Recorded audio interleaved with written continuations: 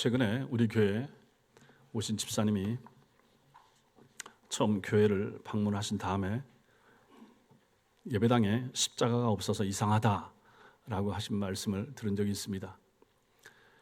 교회당 안에 십자가가 있는 교회도 있고 없는 교회도 있습니다. 종교개혁자 칼빈 이래로 칼빈이 자기가 목회하는 그 예배당 안에 그 안에는 그 전에는 천주교 성당이었으니까 성상과 이런 것들을 다 제거했습니다. 치웠습니다. 그런 것들로 말미암아 잘못된 신앙을 가지고 믿음 생활을 했던 사람들을 고쳐주기 위하여 교회 안에 이런 걸 다 없애게 했던 거죠. 스테인드 글라스나 이런 걸 다 제거하고 치웠던 것입니다. 그래서 그 이후에 개혁주의 교회 전통에서는 원래는 이제 십자가라든 그거마저도 우상의 요소가 될 수가 있다 해서 치우게 했고, 그래서 이제 치우기도 했던 것입니다. 그러나 뭐 그것이 꼭 그런 용도가 아니기도 하고 했기 때문에 지금은 예배당 안에 밖에도 마찬가지고 십자가를 붙일 수도 있고 안 붙일 수도 있습니다. 교회 위에는 이제 종탑 쪽에 색깔을 집어넣어서 빨간색이나 흰색이나 십자가를 달아서 여기가 교회가 있습니다 알리기 위해서 하는 것이죠. 그래서 실제로는 교회당 안에는 십자가가 있어도 괜찮고 없어도 괜찮습니다. 중요한 것은 무엇입니까? 그 십자가의 의미를 제대로 아는 것입니다. 기독교를 상징하는 가장 대표적인 것이 바로 십자가인 것이죠. 십자가가 기독교 상징이 되어서 역사 속에 나타나게 된 것은 5세기 초반경이었습니다. 그러니까 신약교회, 초대교회를 지난 다음에 한 500년 정도 지난 다음에야 이제 기독교의 상징으로서 십자가가 쓰이게 되었다라고 하는 거죠. 그 전에 살던 초기 기독교인들에게 십자가는 결코 쉽고 가볍고 흔한 상징물이 아니었습니다. 오늘날은 우리가 사랑하고 목걸이도 하고 귀걸이도 하고 하지만 그 당시에 십자가는 그런 용도가 아니었다 하는 것이죠. 로마의 콘스탄티누스 황제가 4세기 초에 회심하고 기독교를 공인한 후에 십자가 사형 제도를 없앴습니다. 그 전까지 그 십자가의 용도는 무엇입니까? 사람들을 처형하는 처형틀이었죠. 실로 수많은 사람들이 십자가에 달려서 처형 당해야 했던 참혹한 사형 도구가 십자가였던 것입니다. 십자가는 그래서 초대교회 성도들에게 있어서 자신들의 가족이나 친구가 달려서 희생된 아픔을 나타내는 공포스러운 도구였던 것이죠. 십자가는 실제 않은 공포였던 거죠. 기독교 공인 후로 지금까지 십자가는 기독교 신앙의 상징이 되어 온 것이 사실입니다. 문제는 이 십자가가 복음에 대한 많은 오해를 일으키게 된 측면이 있다라는 것입니다. 2000년이 지나면서 십자가에 대해서 사람들이 이제는 오해를 하는 측면이 생기게 된 것이죠. 그래서 오늘 이 시간에 오늘 본문의 말씀을 통하여 우리가 가지고 있었던 십자가에 대한 오해가 있다면 고치고 참된 의미를 바로 새기고, 그래서 이제 내일부터 시작되는 이 고난주간에 십자가의 의미를 바로 아는 것이 필요하다, 이런 생각을 하게 됩니다. 내일부터 금요일까지 기도회를 하는데, 그래서 이 부분 이사야 52장 13절부터 53장 전체를 5일 동안에 같이 이 말씀의 의미를 그래서 저녁마다 살펴보기로 했습니다. 이 시간에 오늘도 마찬가지입니다. 십자가의 의미가 무엇인가, 참된 의미가 무엇인가. 여태까지도 여러분들이 십자가를 알고 믿고 사랑하고 따라왔지만 오늘 이 시간에 다시 제대로 배워서 기독교의 상징으로 사용되고 있는 십자가의 의미를 바로 알고 바로 믿는 그런 은혜가 여러분과 저에게 있게 되길 바랍니다. 먼저는 십자가에 대한 오해가 있다. 이 오해를 교정할 필요가 있습니다. 십자가에 대한 오해 어떤 게 있는가? 먼저 십자가는 헌신과 희생의 이미지로 우리에게 잘 비춰집니다. 십자가 하면 힘들다, 어렵다, 헌신, 희생. 찬송가 461장 그 십자가를 질 수 있나, 거기 보면 십자가를 질 수 있나 주가 물어보실 때 죽기까지 따르오리 성도 대답하였다, 이런 가사로 시작을 합니다. 주님도 자기 십자가를 지고 나를 따르라 이렇게 말씀을 하셨죠. 따라서 십자가라고 하면 제일 먼저 버겁다, 무겁다, 헌신, 희생 이런 것이 먼저 떠오르고, 그래서 마음속에 부담으로 느껴지는 거죠. 십자가 지라. 교회에서도 마찬가지죠. 직분을 맡는 거, 이것도 십자가 지는 것입니다. 뭐 앞장서서 뭔가 할 때도 내가 십자가 지지. 그렇게 말할 때는 십자가는 전부 다 희생과 부담스러운 거, 헌신, 이것을 나타내는 거죠. 이게 먼저 첫 번째 오해. 둘째는 십자가를 예수님의 사랑의 결정판 이렇게 생각합니다. 십자가는 예수님의 사랑을 잘 보여준다. 맞죠? 근데 반만 맞죠? 십자가에 달리신 상태에서도 당신을 못 박은 로마 군인들을 하나님이 용서해 주세요라고 기도하셨던 정도로, 그 정도로 주님의 생애는 사랑으로 가득한 삶이었습니다. 그 사랑 많으신 우리 주님께서 십자가 위에서 죽으시면서 보여주신 것 사랑이다. 그래서 사람들은 기독교를 사랑의 종교, 용서의 종교 이렇게 부르는 거죠. 그러다 보니까 십자가 하면 하나님의 사랑, 예수님의 사랑 여기만 너무 집중을 한다라고 하는 거. 근데 이것도 오해라라고 하는 거죠. 세 번째 오해가 무엇인가? 사람들은 늘 십자가에 달리신 예수님만 봅니다. 십자가의 예수만 봅니다. 다른 걸 생각을 잘 안 하려고 합니다. 그 이면에, 그 배후에 또 뭔가 중요한 진리가 있는데 십자가에 달리신 예수님만 본다라고 하는 거죠. 이러한 오해, 이거 그릇된 시각, 이것을 교정할 필요가 있습니다. 그럼 어떻게 교정해야 되는가? 십자가에 대하여 우리가 바르게 이해하고 생각해야 될 지점이 있다. 무엇인가? 먼저는 십자가를 보면서 헌신, 희생 이것만 먼저 생각할 것이 아니라 우리의 헌신, 우리의 희생 이게 아니라 하나님의 헌신, 하나님의 헌신. 성도 여러분, 집중하십시오. 자, 설교 시작한 지 몇 분 됐습니까? 제가 이런 말도 하면 안 되는데 왜 좋습니까? 이 시간에. 십자가 설교하겠다고 이 중요한 시점에 저를 하여금 잔소리하지 않도록 길지 않습니다. 한 40분만 들어주시면 됩니다. 십자가는 여러분과 저 우리의 헌신을 먼저 얘기하는 것이 아닙니다. 십자가는 하나님의 헌신을 말하고 있는 것입니다. 십자가는 우리를 향한 하나님의 헌신의 정도와 하나님의 희생에 관하여 말하는 것입니다. 이것을 놓치면 기독교 복음의 거의 전부를 놓치는 것이 되는 것입니다. 십자가가 단지 우리에게 희생을 요구하는 하나님의 메시지라면 거기는 복음은 없는 것이고 율법만 있는 것입니다. 십자가 지라 힘들고 어렵고 교회 가면 뭘 또 시키고 해야 되고 그게 뭡니까? 율법인 거예요. 율법은 힘들고 버거운 것입니다. 율법이 우리의 헌신을 요구한다면 복음은 뭡니까?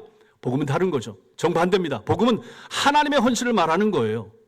하나님의 헌신이 먼저인 거예요. 십자가에는 율법만이 아니라 복음이 풍성하게 드러나는 것입니다. 따라서 십자가는 우리의 헌신이나 우리의 희생을 먼저 말하는 것이 아니라 하나님의 헌신과 하나님의 이야기를 보여주는 것이 바로 십자가가 되는 것입니다. 하나님이 얼마나 희생하셨는가, 하나님이 얼마나 자기를 희생하여 보여주셨는가가 잘 드러나는 것이 십자가라고 하는 것이죠.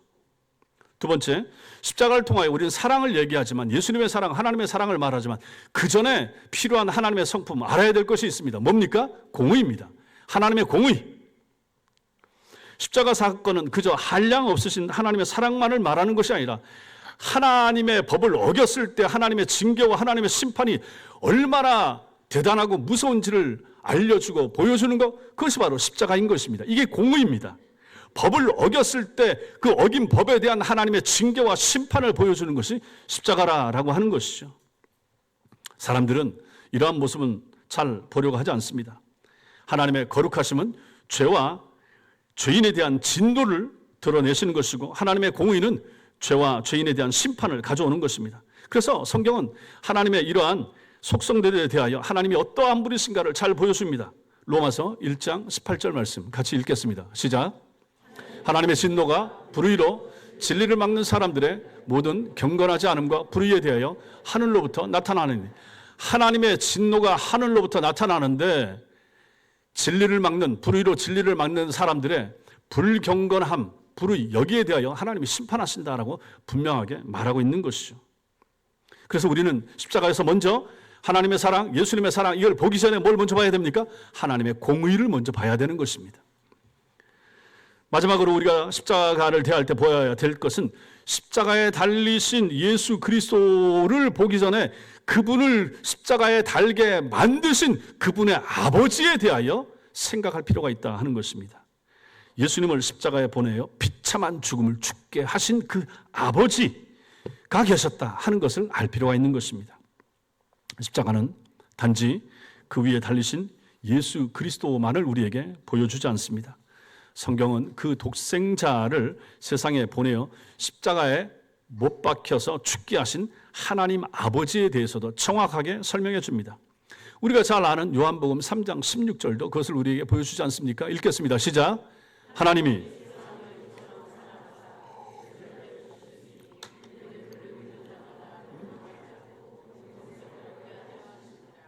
로마서 3장 25절도 마찬가지입니다.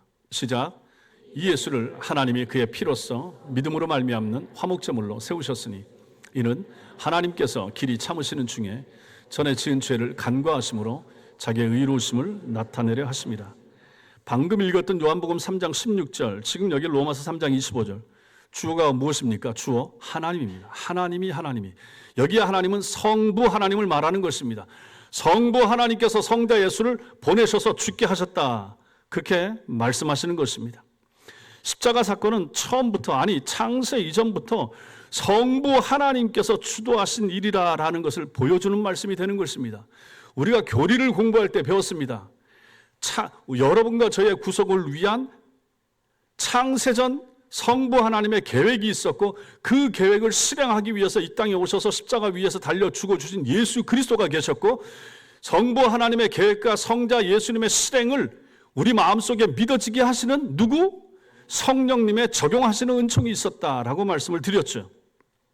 따라서 우리는 십자가에서 예수님만을 먼저 볼 것이 아니라 예수를 보내서 십자가 위에서 죽게 하실 것을 계획하시는, 그리고 주도하시는 성부 하나님을 보는 것이 필요하다 하는 것입니다.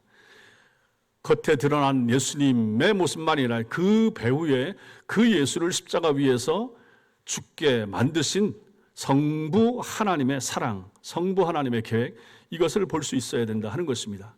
바로 이렇게 말씀드린 이 지점들이 바로 십자가에 대한 오해를 교정하는 부분이 된다 하는 것이 첫 번째입니다. 두 번째, 그렇다면 십자가의 참된 의미를 우리가 또 알 필요가 있습니다. 이런 배경 지식을 가지고 이제 여러분과 제가 오늘 읽었던 이 이사야서 53장을 보아야 됩니다. 이 본문은 이사야 선지자가 주님 오시기 700년 전쯤에 이미 고난받는 종으로 오실 예수 그리스도에 대하여 예언한 내용입니다. 성도 여러분, 이사야서 말씀이 700년 전에 기록된 것입니다. 예수님 오시기 전에. 그럼 지금으로부터 2700년 전에 기록된 것입니다. 그래서 예언을 한 거예요. 지금으로부터 700년 후에 예수가 올 것에 대하여. 근데 그 예수는 고난받는 종으로 오신다라고 하는 예언을 700년 전에 살았던 이사야가 예언하면서 기록해서 남긴 성경이 이사야서고 오늘 본문이 되는 것입니다. 10절 보시면 여호와께서 그에게 상함을 받게 하시기를 원하사, 이렇게 말합니다. 여호와께서 그에게, 그는 누굽니까? 그가 누굴까요? 예수님이 되는 거죠. 오실 메시아이신 성자 예수님이십니다. 그리고 여호와는 당연히 성부 하나님이시죠. 그러므로 10절은 삼위일체로 존재하시는 성부 하나님께서 성자 예수님이 상함 받는 것을 원하셨다, 이렇게 말합니다. 여기서 상함이라고 하는 단어는 한 대 맞아서 멍들고 이걸 말하는 것이 아닙니다. 히브리어에서 이 단어는, 이 상함이 으깨어지다, 집을 짜다, 박살내다, 이런 의미가 있는 것입니다. 성부 하나님께서 성자 예수님으로 하여금 으깨어지기를 원하셨다, 이렇게 되는 거죠. 아버지가 자기 아들이 박살나기를 원하셨다. 이 땅에 그런 아버지가 어디 있습니까? 그런데 성부께서는 성자가 그렇게 되기를 원하셨다, 이렇게 말하고 있는 거죠. 여기 원하사는 원하는 게 아니에요. 기뻐하다. 아버지가 아들이 박살나는 것을 기뻐했다, 이런 의미가 되는 것입니다. 성부 하나님께서 성자 예수님의 고난받으심과 십자가 죽으심을 기뻐하셨다, 이런 뜻이 되는 거죠. 이것은 마치 십자가에서 성자 예수님의 고난과 죽음이 인류를 창조한 이래로 성부 하나님의 가장 큰 기쁨의 순간이 되었다라고 말하는 것하고 똑같은 것입니다. 하나님이 기뻐하시는데, 성부께서 기뻐하시는데, 성자 예수께서 십자가에서 죽는 그 순간에 성부 하나님이 가장 기뻐하는 순간이 되었다라고 말하는 것이 이 부분, 이 말씀이 되는 것입니다. 이게 인간적으로는 이게 이루어질 수 없는 말 아닙니까? 아버지가 자기 아들이 어디 나가서 맞아서 그냥 죽도록 맞고 하는 그 상황을 좋아할 아버지가 어디 있습니까? 근데 지금 이 아버지는, 성부 여호와 하나님께서는 자기 아들 성자 예수가 그렇게 깨어지는 것을, 으깨어지는 것을 원하시고 기뻐하셨다라고 오늘 말씀이 우리에게 가르쳐주고 있는 것입니다. 그러면 이 아버지는 왜 기뻐하셨을까요? 이 아버지, 이 성부께서는 성자가 이토록 깨어지는 것을 왜 기뻐하셨을까? 이게 중요하지 않겠습니까? 하나님 아버지께서 아들의 상함을 원하셨기 때문에 그 뒤에 말씀에 보시면 질고를 당하게 하셨은즉 이렇게 말하고 있습니다. 질고를 당하게 하셨다. 질고, 질병으로 인한 괴로움, 이게 질고입니다. 이 단어는 죄가 없으시고 알지도 못하는 성자 예수님께는 전혀 어울리지 않는 단어입니다. 질병은 죄 때문에 타락한 인생들에게 오는 거 아니겠습니까? 질병으로 인한 고통, 예수님은 죄가 없으시고 동정녀 탄생하시고 순전하신 분이신데 이분이 질고를 당하신다. 질고는 죄의 결과입니다. 근데 죄가 없으신 예수님이 왜 이걸 당해야 됩니까? 그런데 하나님께서는 예수님께서 질고를 당하게 하셨고 또한 그것을 기뻐하셨다 이렇게 말하는 것입니다. 그 이유가 뒤에 따라오는 거죠. 성자께서 고난받으시고 죽으심으로써 그 영혼을 속건 제물로 드리시게 되는데 그렇게 되면 그 씨를 보게 될 것이고 그의 손으로 여호와의 기쁨을 성취할 것이기 때문이다 이렇게 말하고 있습니다. 속건 제물이 뭡니까? 하나님께 제사 드리는 희생 제물을 말하는 것입니다. 씨는 뭡니까? 십자가에 달리신 예수님을 믿고 하나님 앞으로 나와서 죄사함을 받고 하나님의 자녀가 될 성도들을 말하는 것입니다. 이것이 바로 하나님의 기쁘신 뜻이요 계획이었던 것이죠. 성자께서는 이렇게 이것을 위하여 자발적인 순종을 통해서 성부 하나님의 기쁨을 이루어 드리기 위해서 이 땅에 오셨다라고 하는 것입니다. 예수께서 오셔서 으깨어져서 갈리듯이 그렇게 죽으심을 통하여 이 예수를 믿는 우리가 씨처럼 온데 온 세상에 지금처럼 이렇게 모이게 될 것을 내다보신 성부 하나님께서는 그래서 성자 예수께서 그렇게 갈리듯이 죽으시기를 원하시고 기뻐하셨다라는 말씀이 오늘 이 말씀이 되는 것입니다. 성부 하나님께 있어서 아들의 고난과 죽으심 자체가 당연히 기쁠 수는 없지만 그 아들의 순종으로 인하여 성취될 자기 백성들의 구원, 여러분과 제가 예수 믿고 하나님 앞에 설 그것을 생각하면 하나님은 기쁘실 수밖에 없었다는 것입니다. 하나님 아버지께서는 아들을 너무나 사랑하셨기 때문에 그 아들에 대한 사랑을 자기 백성들과 나누기를 원하셨습니다. 그래서 그 아들을 세상에 보내셨고 십자가 위에서 못 박혀서 죽게 하신 것이죠. 즉 세상을 향한 하나님 아버지의 사랑은 아들에 대한 사랑의 흘러 넘침이라고 말하는 것입니다. 그렇게 표현할 수 있는 거죠. 성부 하나님께서 성자 예수님을 너무너무 사랑했습니다. 너무너무 사랑하는 그 사랑을 가지고 아버지가 아들 사랑한 거 당연한 거죠. 성부 하나님이 성자 예수님을 사랑하십니다. 그런데 그 성부께서 성자 예수를 사랑하시는 그 사랑을 가지고 여러분과 저를 사랑하기 위하여 그 아들을 십자가 위에서 으깨어서 갈리듯이 죽도록 하나님은 허락을 하셨다 하는 것입니다. 그래서 그 예수를 믿게 되는 사람들을 성부 하나님께서는 성자 예수님 사랑하시는 그 사랑으로 성부께서 우리를 사랑하시게 되었다라고 하는 거죠.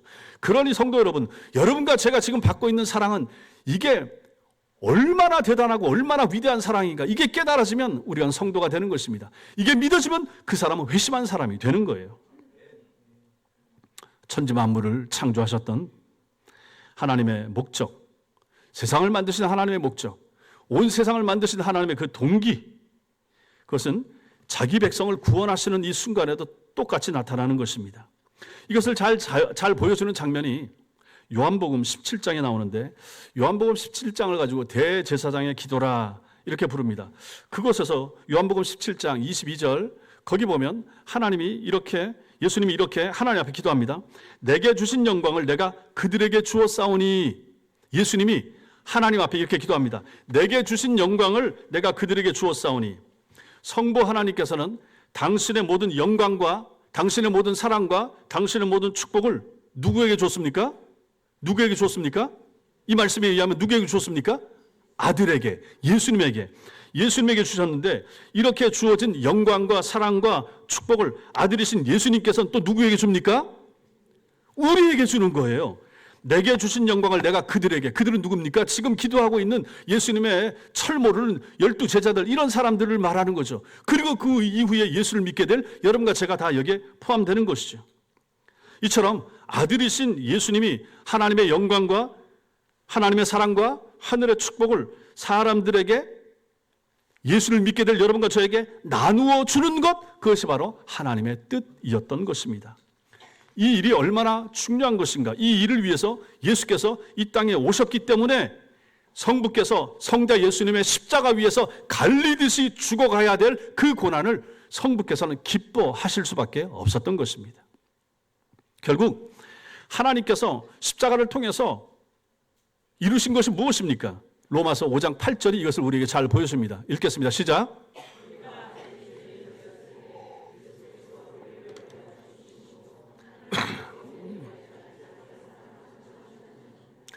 놀라운 성경 말씀이 되는 것입니다. 성도 여러분, 이런 거 로마서 5장 8절 이거 외우셔야 됩니다. 여러분과 제가 아직 죄인 되었을 때에 그리스도께서 우리를 위하여 죽으심으로 하나님께서 우리에 대한 자기의 사랑을 확증하셨다. 먼저 사랑하신 거예요. 먼저 짝사랑하신 거예요. 하나님 편에서. 그런데 보면 하나님께서, 여기 이제 하나님에 대한 부분을 말하는 거죠. 하나님께서 여러분과 저 우리에 대한 자기의 사랑을 확증하셨다. 이 확증이라고 하는 단어가 굉장히 중요합니다. 수니스타오 이렇게 헬라어로 나오는데 이것이 바로 영어로는 demonstrate 이렇게 나옵니다. demonstrate. 데모하다. 데모가 뭘 하는 겁니까? 우리의 뜻을 관철하기 위해서 모여서 뭐 하고 사람 저 플래카드 들고 현수막 들고 길 가고 우리는 이런 걸 주장합니다. 이렇게 하는 거 이게 데모하는 거 아닙니까? 지금 의사들이 나가서 하는 것도 마찬가지고 학생들이 뭘 해도 마찬가지고 노동자들이 하는 거 데모하는 겁니다. 데몬스트레이트. 그럼 여기서 데몬스트레이트가 왜 쓰이고 있습니까? 하나님께서 자기의 사랑을 데모해서 보여주는데 보여줄 방법이 없는 거예요. 그래서 뭘 합니까?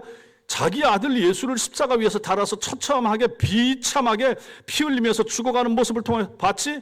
내가 너희를 얼마나 사랑하는지 알아라 라고 데모하시는 하나님의 사랑의 흔적, 장소, 그것이 바로 십자가가 되는 것입니다. 십자가는 자기 아들을 죽이면서까지 우리를 사랑하신 하나님의 자기 사랑의 증명이 되는 것입니다. 사랑의 고백, 사랑의 증명 얼마나 중요합니까? 부부 사이에, 연인 사이에 사랑의 고백과 날 사랑해? 증명해봐. 하나님 앞에도 마찬가지인 것이죠. 하나님이 우리를 향해서도 마찬가지. 내가 너희를 사랑한다. 증명해줄까? 보여줄까? 예, 보여주세요 하나님. 보여주마. 그래서 보여주신 건 뭡니까? 십자가입니다. 십자가 위에서 내 아들을 보내서 죽게 만들 정도로 내가 너희를 사랑한다 라고 하는 말씀. 이것이 바로 로마서 5장 8절이 되는 것이죠.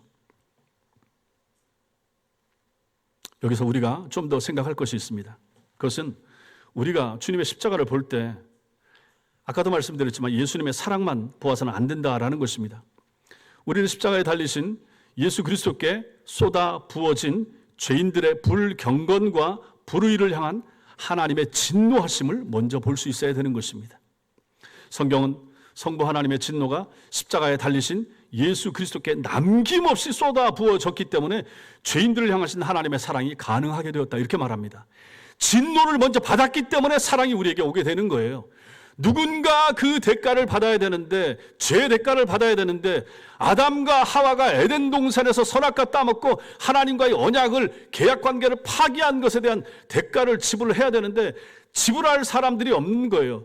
그것을 감당할 만한 역량이 있는 사람이 없는 거죠. 그래서 하나님께서 예수님을 보내신 것이죠. 그래서 그 예수님이 십자가 지고 십자가 위에서 죽으신 것입니다.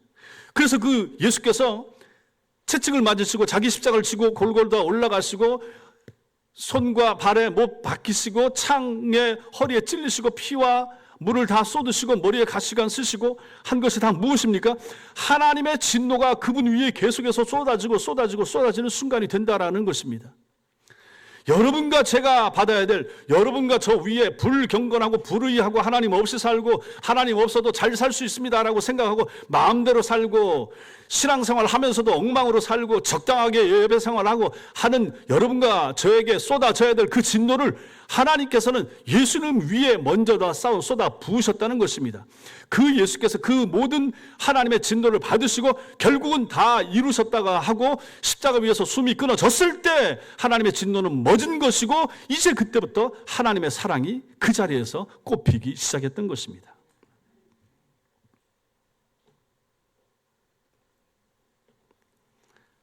이것을 잘 보여주는 말씀이 로마서 3장에 또 나오고 있습니다. 로마서 3장 25절 26절 우리 같이 읽겠습니다. 시작.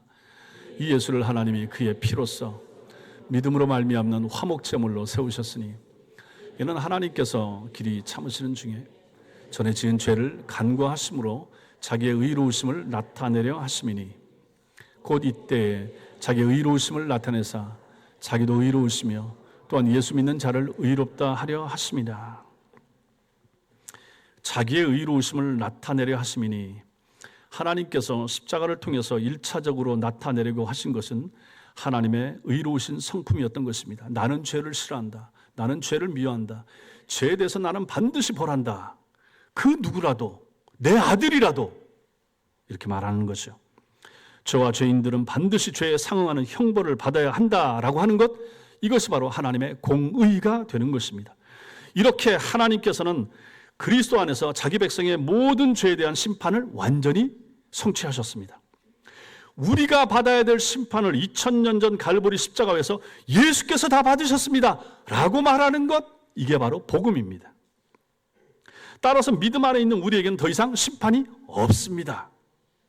예수께서 다 받으셨기 때문이고 이것이 바로 하나님의 뜻입니다. 우리는 우리의 죄에 대한 형벌을 받을 수가 없습니다. 세상에선 자기가 죄를 지면 벌금형을 받든지 감옥 들어가든지 자기가 받을 수 있어요. 그럼 그걸로 끝났다고 생각합니다. 하나님 앞에서는 그렇지가 않습니다. 영적으로 하나님 앞에서 우리가 불신앙의 죄, 하나님 없이 사는 죄, 이거 우리가 받을 수 있습니까? 못 받습니다. 하나님 없이 살아왔던 시간들에 대한 모든 죄 받을 수 있습니까? 못 받습니다. 그래서 하나님은 예수님을 보내신 거예요. 그 예수님 때문에 우리가 살았던 그 많은 날들의 모래알 같은 죄악들을 하나님께서는 예수님에게 지게 하시고 그걸 죽으라고 말씀하신 것이죠. 내 죄의 그 많은 부분들을 예수에게 옮겨서 그분이 그 죄값을 치르고 죽으심으로 말미암아 하나님이 우리를 봤을 때는 죄가 없는 존재로 보시기 위하여 하나님은 그 일을 하셨다라는 것입니다. 하나님께서는 십자가에서 당신의 거룩하심과 의로우심을 조금도 양보하지 않으시면서 동시에 당신의 사랑을 온전하게 보여주시고 싶으셨던 것입니다. 그러니 성도 여러분, 십자가가 얼마나 놀라운가. 십자가 크로스, 골든 크로스, 하나님의 공의와 하나님의 사랑이 그대로 드러나는 십자가. 하나님이 얼마나 죄를 미워하시는가, 죄인들을 얼마나 심판하시는가. 결국은 예수를 보내서 죽게 하실 정도로 하나님이 이 땅을 사랑하시고 아끼셨음에도 불구하고 여전히 예수를 받아들이지 않고 예수를 믿지 않고 교회를 나오지 않으면 죽는다. 십자가에서 내 아들이 죽었던 것처럼 너희들도 완전히 죽어서 이제는 지옥 가서 영원한 고통을 받게 될 것이라 라고 하는 것이 하나님의 뜻이고 하나님의 진노고 하나님의 공의가 되는 것입니다. 반면에 우리는 감당하지 못하는 우리의 죄악을 자기 아들에게 지게 하셔서 자기 아들이 감당하게 하시고 내 아들을 죽게 만들고 이제 그 예수를 믿기만 하면 거기서 사랑이 나와서 그 사랑으로 살게 되고 그 사랑 안에서 행복하고 그 사랑 안에서 남은 생을 신자로 살게 만드는 하나님의 놀라운 사랑이 시작되는 장소, 십자가가 되는 것입니다.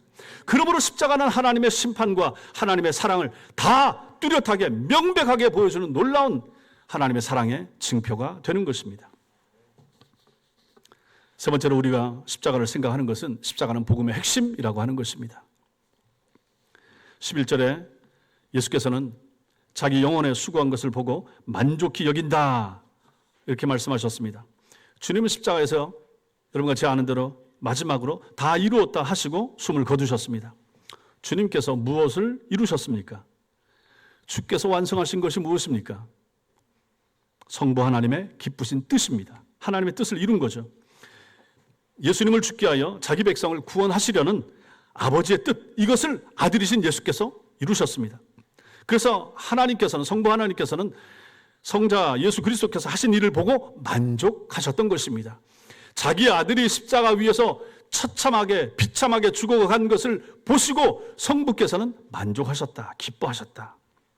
그리고 성부 하나님께서는 거기 11절 말씀에 보시면 나의 의로운 종이 자기 지식으로 많은 사람을 의롭게 하며 또 그들의 죄악을 친히 담당하리로다 이렇게 말씀하십니다.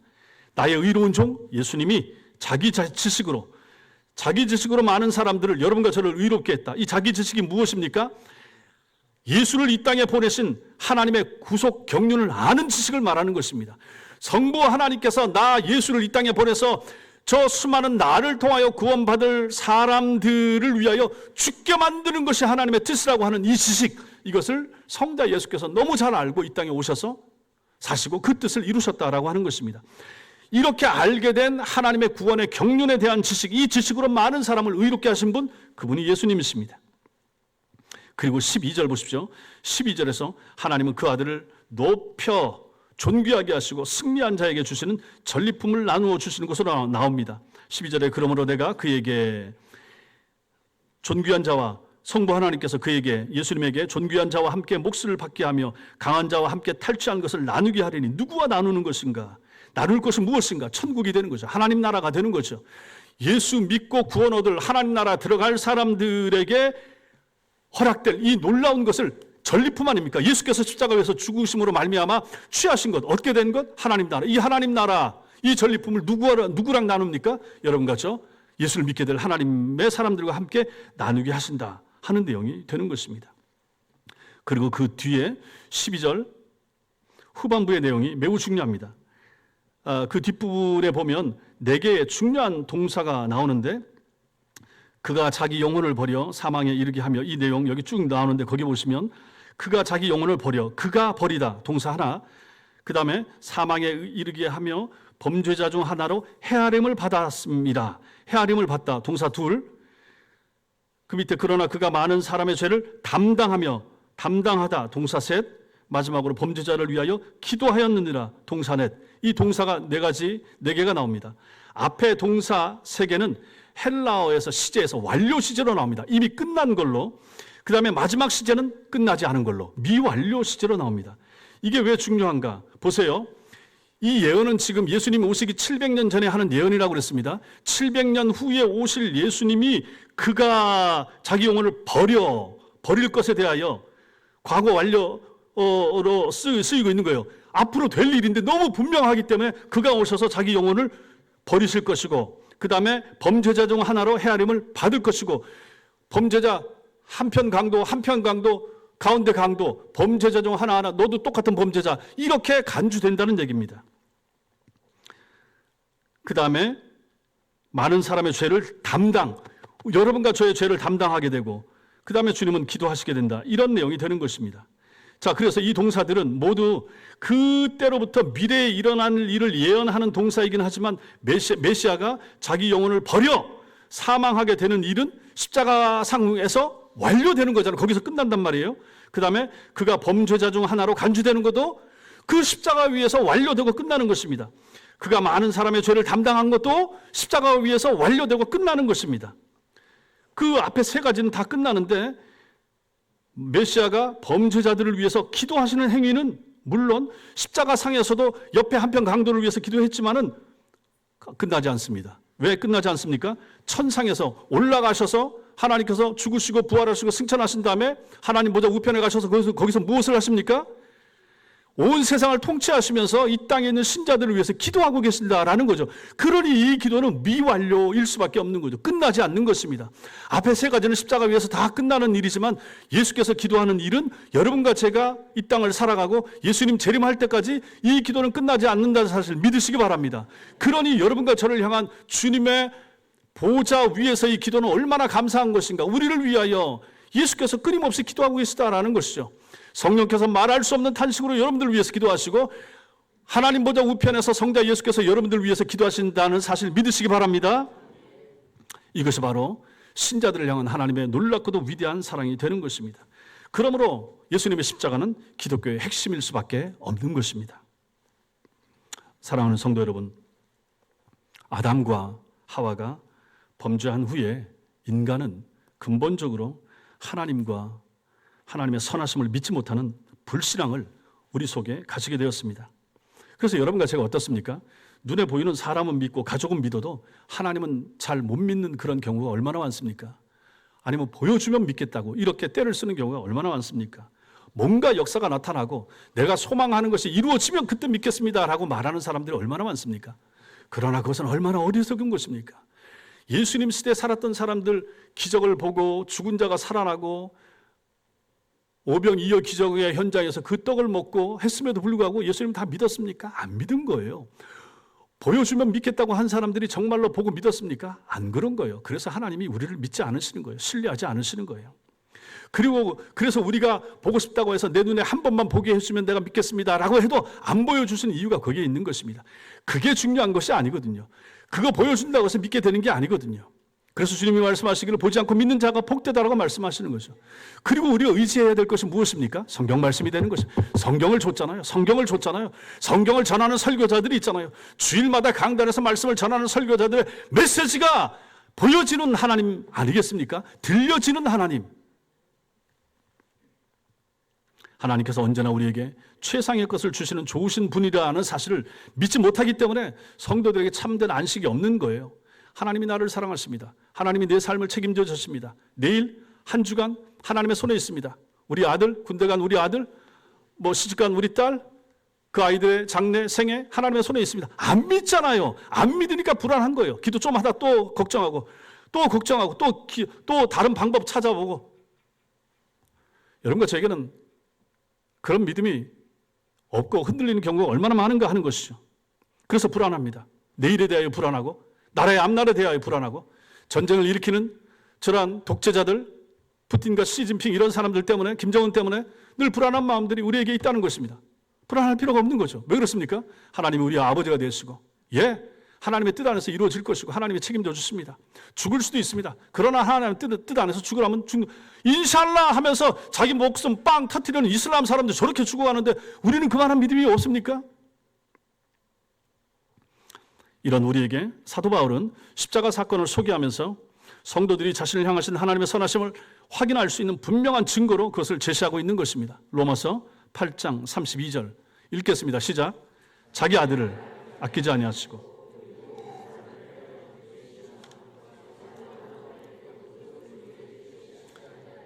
이 말씀이 믿어지십니까? 성도 여러분 보십시오. 여기는 물론 아들이라고 나왔으니까 그렇지 아들 예수님이니까 아들을 아끼지 않고 줬으면 다 준 거예요. 더 이상 못 줄 거 없어요. 아니 내 아들의 생명을 너희를 위해서 줬는데 뭘 아끼겠습니까? 여러분 가정에 필요한 거, 건강에 필요한 거, 삶에 필요한 거 아껴서 하나님이 안 주십니까? 아닌 거예요. 하나님의 다른 뜻이 있으신 거예요. 하나님이 이런 분이십니다. 아들을 주신 분은 못 줄 것이 없습니다. 이 하나님 믿으시기 바랍니다. 우리에게 부족한 것은 무엇입니까? 하나님의 사랑과 하나님의 축복과 하나님의 물질과 하나님이 우리에게 주는 돈과 건강이 부족한 게 아닌 거예요. 여러분과 저에게 부족한 것은 무엇입니까? 그 하나님을 향한 믿음이 부족한 거예요. 그 하나님의 선하심을 믿는 신앙이 부족한 거예요. 하나님이 나를 사랑하시고 나를 아끼신다라고 하는 것에 대한 확신이 여러분과 저에게 부족한 것, 이게 문제 아니겠습니까? 돈이 부족한 게 문제가 아닌 거예요. 믿음이 부족한 게 문제인 거예요. 여러분들은 여러분들을 향한 하나님의 선하심을 어디서 확인하려고 하십니까? 사업이 잘 되고 자녀들이 잘 되고 몸이 건강하고 내가 원하는 것이 다 이루어지면 하나님이 선하십니다. 하나님이 좋으십니다. 하나님이 사랑합니다. 이렇게 말하시겠습니까? 아닙니다. 하나님은 그런 것들로만 당신의 선하심을 증명하고자 하지 않으십니다. 여러분과 제가 신앙생활을 하면서 하나님의 선하심, 하나님의 축복과 은혜가 넘칩니다. 부어집니다. 너무너무 감사한 거예요. 그것도 너무 좋은 거예요. 그것도 하나님의 사랑에 하나님의 선하심의 증명이 되기도 합니다. 그러나 그보다 더 분명하고 더 위대하고 더 놀라운 것이 있습니다. 하나님의 선하시다. 하나님은 사랑이시다. 하나님 선하심의 최고의 증명, 그것은 무엇입니까? 2000년 전 칼보리 언덕 위 십자가였던 것입니다. 십자가는 하나님 사랑의 증명이고 하나님 선하심의 결정판이 되는 것입니다. 따라서 십자가는 복음의 핵심입니다. 십자가를 모르면 복음을 모르는 것이고 하나님과 하나님의 사랑을 모르는 것입니다.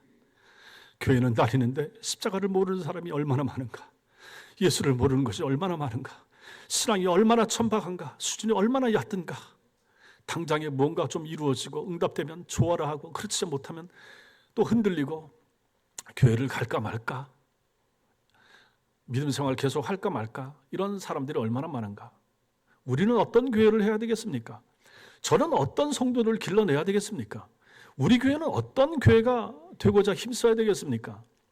이러한 좀 얄팍한 믿음 있는 사람들 말고 좀 진중한, 흔들림이 없는, 신실하고 경건하고 내 삶의 상황에 신앙이 흔들리는 그러한 성도들 말고 늘 경건하고 늘 하나님 사랑하고 흔들림이 없고 어렵고 힘들어도 하나님이 아십니다. 하나님 책임져 주십니다. 하나님 도와주실 것입니다. 내 삶, 내 장래 하나님의 손에 있습니다. 좀 이런 믿음을 가진 하나님의 사람들이 되셔야 되지 않겠습니까? 이런 사람들은 십자가를 아는 사람입니다. 이런 사람들은 십자가를 체험한 사람입니다. 십자가를 체험해야 그게 가능해지는 것입니다. 십자가 체험, 은혜 체험이라고 하는 것이 뭘 보고 듣고 뭐 환상 이걸 말하는 게 아닌 거죠. 말씀은 저는 뭘 봤습니까? 여태까지 제가 중학교 때부터 지금까지 신앙생활하고 목사가 됐음에도 뭐 한 번 들은 적 본 적 없는 거예요. 저라도 말씀드려서 방언 한마디 한 적도 없는 사람입니다. 그럼에도 불구하고 이 하나님 말씀이 믿어지고 이 말씀이 저를 울리는 말씀이 되는 거예요. 이 말씀 때문에 제가 제 생애를 걸고 복음을 위해서 살겠다고 목회하고 교회를 섬기겠다고 이 길로 가는 사람 아니겠습니까? 여러분과 저도 이런 믿음을 가지고 사셔야 되지 않겠습니까? 이게 가능하게 되는 이유가 무엇입니까? 십자가 체험인 것입니다. 여러분과 제가 이 십자가 바로 붙들고 믿고 의지하고 십자가 안에서 살아가는 그러한 십자가의 용병들, 십자가의 군병들, 십자가를 믿고 의지하고 살아가는 하나님의 사람들 다 되시기를 주님의 이름으로 축원합니다. 기도하겠습니다.